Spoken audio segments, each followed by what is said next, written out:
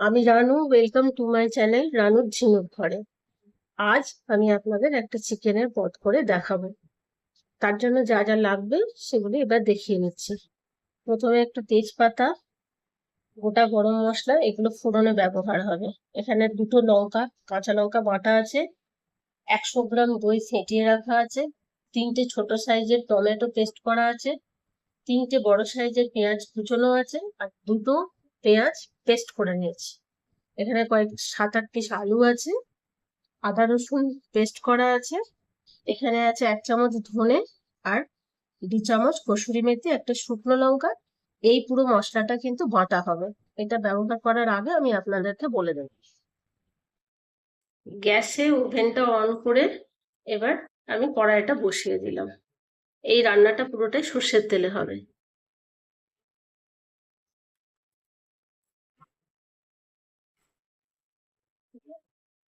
প্রথমে আলুটাতে অল্প একটু নুন, হলুদ আর একটু লাল লঙ্কার গুঁড়ো মিশিয়ে নেব।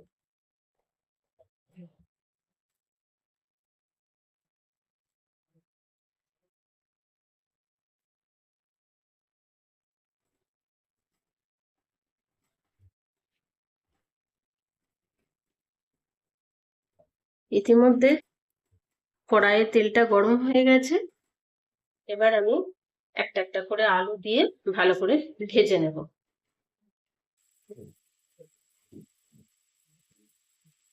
আমি এই রান্নাটিতে আলু ব্যবহার করেছি, আপনারা চাইলে স্কিপ করতে পারেন। এই আলুটা ভাজতে ভাজতে আমি এই পেস্টটা করে নেব।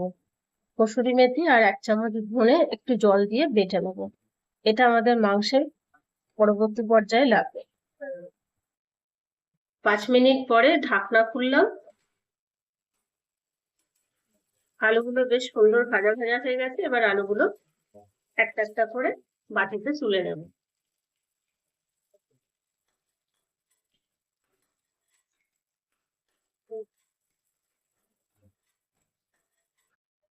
এবার ওই তেলেই মাংসগুলো অল্প করে ভেজে নেব।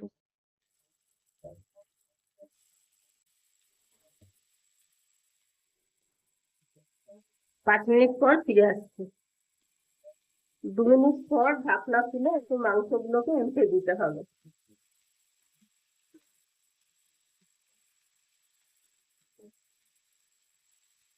দু পিঠ বেশ ভালো করে ভাজা ভাজা হয়ে গেলে ওগুলোকে তুলে নিয়ে আর কিছুটা মাংস আছে সেটা ভাজতে দেবো।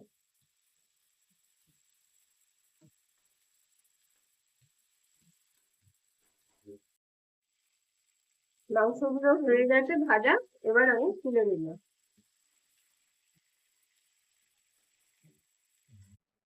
এবার ওই ভাজা মাংসটাকে আমি ম্যারিনেট করব। প্রথমে টক দই দিয়ে দিলাম, দুটো পেঁয়াজ বাটা ছিল সেই পেঁয়াজ বাটা দুটো দেবো, আদা রসুন বাটা, ধনে কসুরি মেথি আর একটা শুকনো লঙ্কা যেটা বেটেছিলাম সেটা দিয়ে দিলাম। আপনারা যদি মনে করেন আর একটু বেশি ঝাল খাবেন তাহলে আমি এখানে দুটো কাঁচা লঙ্কা বাটাও দিলাম, না হলে এটা বাদ দিয়ে দেবেন। এই ম্যারিনেশনটা 8 ঘন্টা থাকবে। 8 ঘন্টা পরে আবার আমি ফিরে আসছি। কিছুক্ষণ পরে ফিরে এলাম এবং এখানে গ্যাস জ্বালিয়ে তেলটা গরম করতে দিয়েছি। এতে আরেকটু তেল লাগবে।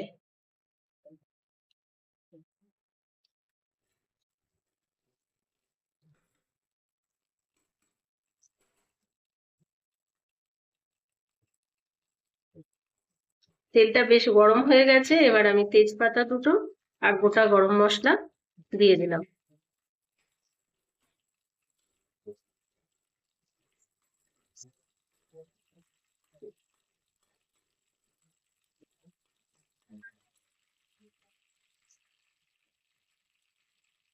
2-3 সেকেন্ড ভাজার পর বেশ গন্ধ ছাড়লে এবার পেঁয়াজ কুচিগুলো দিয়ে দেবো।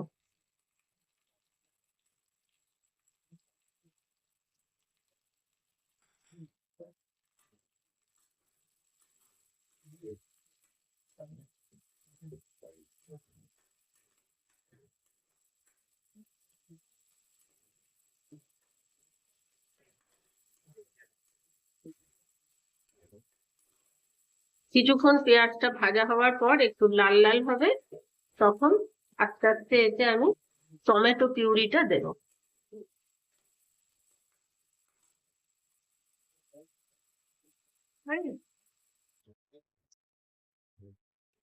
ঢাকা খুললাম, লাল লাল হয়ে গেছে পেঁয়াজগুলো। এবার আমি টমেটো বাটাটা দিয়ে দেবো।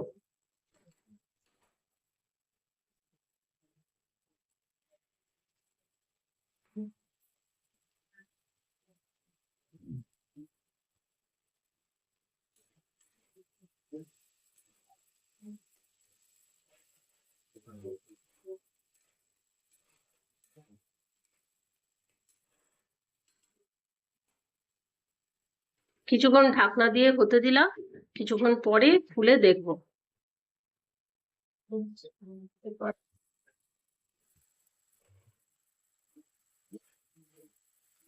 টমেটোটা বেশ ভাজা ভাজা হয়ে গেছে, এরপর এতে দেবো নুন।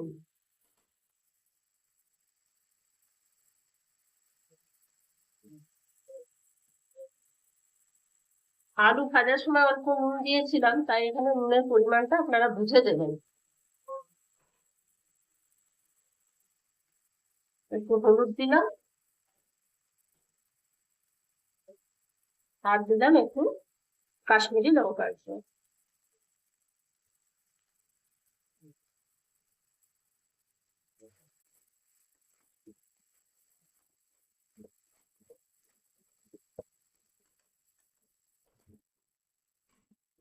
দিয়ে দেবো ম্যারিনেট করা মাংস।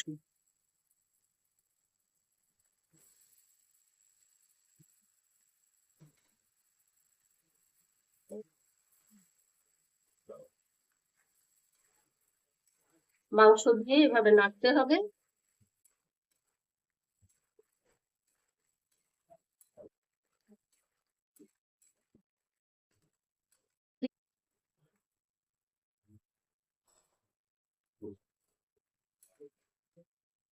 এই রান্নায় জলের ব্যবহার খুবই কম হবে, ঢাকা দিয়ে দিয়ে বারে বারে করতে হবে, যদি প্রয়োজন হয় অল্প একটু জল দেবো।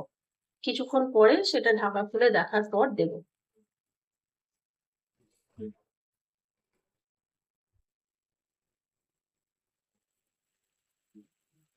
কিছুক্ষণ পরে ঢাকনা খুললাম, মাংস আগে প্রায় সেদ্ধ হয়ে গেছে। এই পর্যায়ে যদি মনে হয় আপনারা একটু জল ব্যবহার করতে পারেন। আমি এখানে একটু গরম জল দিচ্ছি একটু গ্রেভিটা বাড়াবার জন্য। যেহেতু মাংসে টক দই ব্যবহার হয়েছে, যদি আপনারা মনে করেন একটু চিনির ব্যবহার করতে পারেন। আমি কিন্তু এখানে চিনি দিইনি। 2-3 মিনিট পরে দেখি কেমন সেদ্ধ হয়েছে। কিছুক্ষণ পরে ঢাকনা খুললাম, মাংস আলু সবই সেদ্ধ হয়ে গেছে। এবার একটু গরম মশলা দিয়ে পরিবেশন করব।